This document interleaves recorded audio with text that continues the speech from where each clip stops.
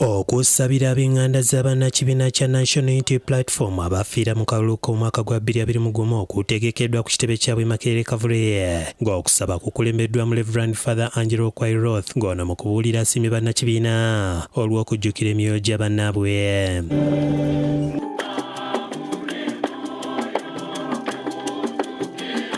Asabye ab'enganda zaabwe okusigala nga basabira ekitangaala eky'olubeerera kibaakire batebenkera emirembe. For us, the Catholic Church, we have a tradition. The month of November is dedicated for the departed brothers and sisters.